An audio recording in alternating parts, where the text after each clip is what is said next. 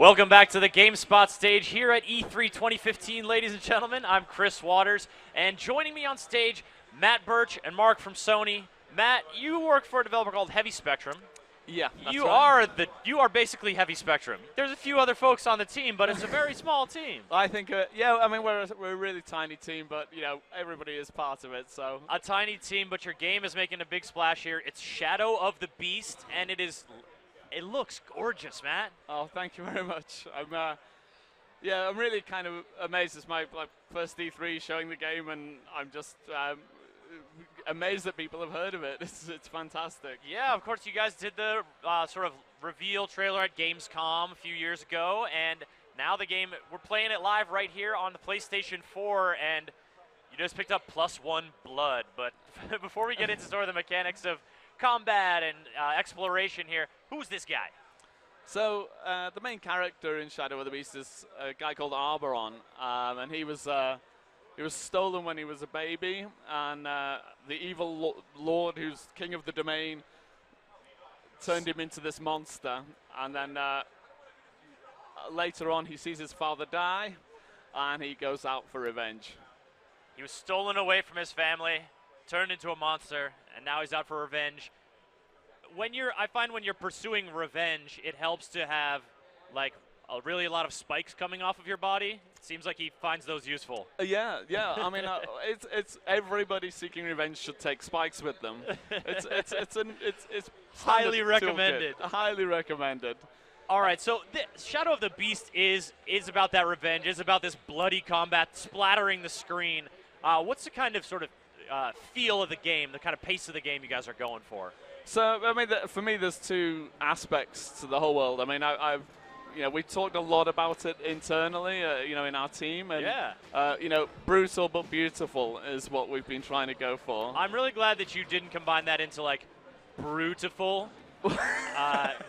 Or have you? Come on, you guys have said it, haven't you? I want to trademark that before anyone else does. Brutiful. It's all yours. So in this brutiful game, no, I'm not going to say that anymore. I can't make any promises. What did you just do that with all the spikes? Like you got your basic moves, you got your special moves. Talk to me a little bit about Arboron's arsenal. So one of the things that I really wanted to do, which I don't really see in games these days, is have it so that you can get through hundreds of enemies really quick. I mean, in the fight here, that's taking about 2 minutes. 35 guys are being dealt with. Yeah. And that's, a pretty high kill ratio. That's a pretty high kill per minute ratio, yeah. Particularly when you consider speed. he does almost every single move with his fist. He's pretty much a melee kind of guy. He is, exactly, yeah. When you've got spikes for hands, it makes picking up things difficult. Stick with your strengths. But, yeah, exactly. You're very good at a few things, and killing people is one of them. So, it's kind of a really an area of focus for us in terms of making the game really compelling. We really wanted to make sure that there was something that was really accessible. You could just press triangle and get through guys really quickly. But if you want to do it and get really good at the game, then you've got to really think about crowd control. You've got to really think about getting guys at the exact right time, being really careful with the mechanics, using dodge, using stun, using all these extra things that are at your disposal to really be able to maximize the amount of blood that you get off your enemies. And blood's really important in this game. Blood is important not just as screen dressing, not just as effect to sort of go after that brutal but beautiful style.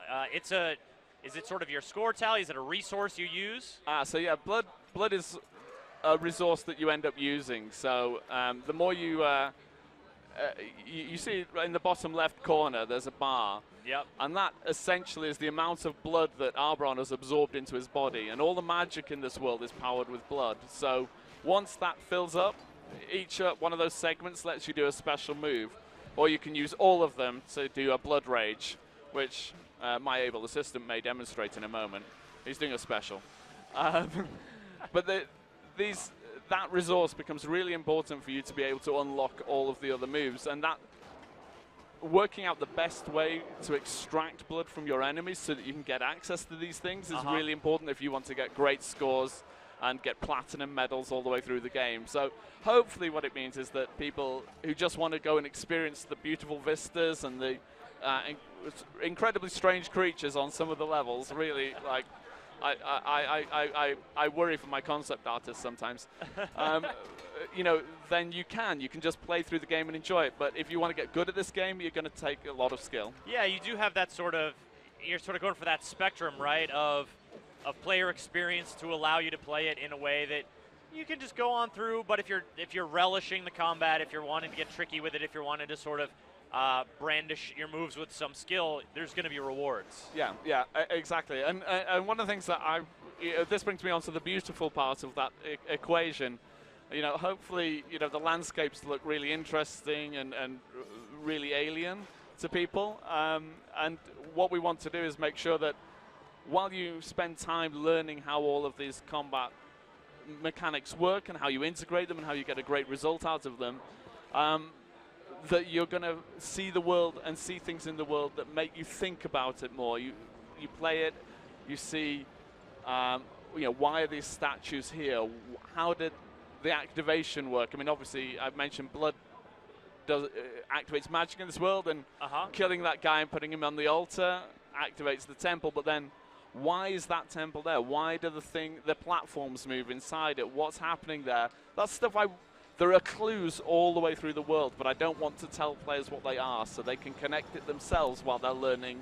So the world stays interesting while you're learning the combat. Yeah, there's kind of a line you got to walk there, right? Because you want there to be some mystery, and you also want it to look really cool. So, but you don't want it to just be window dressing for the sake of window dressing. I mean, there are big bones in the background. It's not just because, like, hey, let's throw some bones back there. Yeah, you guys exactly. have sort of a lore behind this, a big story, like the whole world is fleshed out. Yeah. And so then the question becomes, how do you surface that to the player? It seems like you're taking a little bit of a delicate approach, a little mysterious approach. I mean, I hope so. What I'd really like is for, because this is based on a game that I played 25 years ago. And all the fan fiction you've been writing since. More or less, yeah. I had this sort of really kind of magical moment with the original game where I went round to a friend's house and we played it. And then, you know, I was on the bus on the way home, and all I could do was think about the game and think about, well, why were the rocket thrusters underground? Why was that skeleton embedded in the ground? How did it get there? It's got wings. How did it get underground? That doesn't make any sense. And I invented all these stories about why that happened, why this made sense. And you know, I want to make sure that with this one that we know exactly why everything's there. But I don't want to expose that all to the players so that they can have that same experience I had when I played the original, you know? I'd really like modern players to have the chance to just experience it and have that same question of why. Isn't it wonderful when a game, captures your imagination like that, and you start thinking about that world as, you know, immersing yourself into it and trying to really imagine, and, you know, now you imagine for a living. I know. It's kind of surreal making this project at all, to be honest. I mean, I went and spoke to Sony X Dev, who are actually based in Psygnosis, who published the original game in their original offices, and I walked in there and saw Shadow of the Beast trophy from the original game in their lobby, and when they asked me, you know, hey, you know, it's great you've made your studio, what game would you like to make? I just geeked out, basically, and yes. I like to imagine you had like 3 other answers ready to go, but then you saw that statue and just left to the top of the list. It was more or less like that. I had a bunch of ideas that the team and I put together, and, you know, while we were talking about it and they asked me this question, I just went, well, Shadow of the Beast is awesome, and they said, okay. And I said, more or less, I just let my 16-year-old self ramble for a bit, and they said, okay, this sounds really interesting. Formalize the pitch, bring it back in, and then, you know, we put the concept trailer together for Gamescom 2013, and we've been working on it ever since. You've so been, dream come ever true, since. really. That's a pretty incredible story, Matt. And I'm curious to know, you know, aside from obviously visually, you know, the changes from 25 years ago, what kind of trends in sort of modern gaming did you sort of want to tap into bringing back Shadow of the Beast? You talked about, of course, being able to shred through a lot of enemies very quickly, that kind of satisfaction. But as sort of a beat 'em up platformer kind of game, what other sort of experiences do you want people to have as Arboron? Well, I mean, Arboron for me is a really interesting character. He's not just about killing and fighting, but he is a person inside there. He's clever. He can do things. So one of the briefs that we've got at the office is that every single level has to be completely different. And we're looking to do that not just with the visuals. I mean, we want to put some really wild visuals in there. Some levels are purple, some levels are underground, some levels are water-based. So hopefully they're all going to feel really radically different visually, but also each one of them we're trying to get a game mechanic that makes it unique and something that asks you to think about the game slightly differently to the way that you did on all the other levels. Interesting, yeah. Some of it will be puzzle-based, some of it will be asking you to use the platforming in more interesting ways, and obviously the combat is a central theme.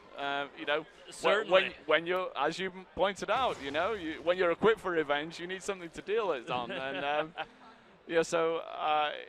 that's one of the things that ends up being kind of critical, because all the creatures that you encounter are all specific to their levels as well, and they all ask you to do different things. So again, I'm rather hoping that it ends up being this really eclectic experience that people can just enjoy the journey, but then really discover the depth that we put in underneath it. That's a lovely word to use, and it's sort of it inspires me and gives me hope for the game, because eclectic is not necessarily something, if someone watches a quick demo on one stage, their imagination can sort of extrapolate, okay, I'm just going to continue to be chopping my way through a bunch of guys. But to hear that you sort of committed to that kind of variety, to making players think and sort of raising questions and,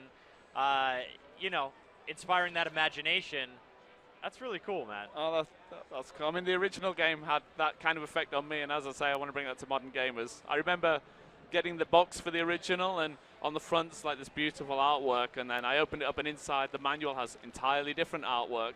Oh, really? And then I played the game, and the game had entirely different artwork again. And it had loading screens in an entirely different art style. And it was just that feeling of what's going to be next, what am I going to see? And each one of them was like another boom, you've got another wave of things you've got to think about. And it was great. And I'm really hoping that we can capture that, the spirit of that, and give it to gamers today, because, I think it's beautiful when a game is constructed and feels really, in style all the way through. But that doesn't mean they all have to be grey or they all have to be brown, because that's very, sort of classic gaming color schemes right now. So, like I say, I mean, some of our levels get really quite psychedelic. I mean, like one level has pink trees, for example, and another level has green underground bases, and it's all kind of a bit weird. And in the original, it was very sort of alien, and you had technology alongside magic, and that's something else that we want to do. I mean, in the middle of the original, you got a gun and a jetpack, so you can.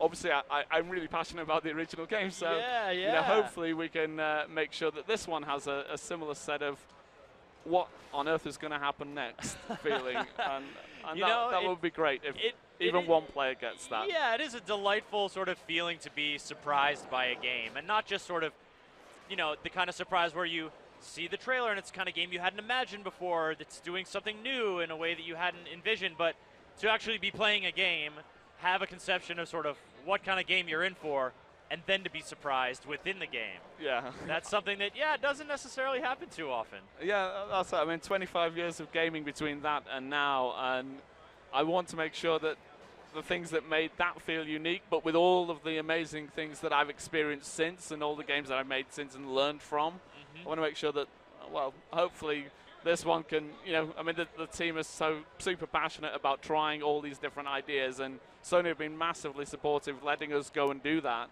I mean, I think a lot of credit goes to them for letting us letting us try this at all, because it's kind of a mad thing to describe, and you know, the fact that they're happy to let us try it has just been fantastic. I can't believe I've got this opportunity. So we'll take some credit for yourself too, Matt. The game is shaping up really wonderfully. Do you guys have a release date in mind?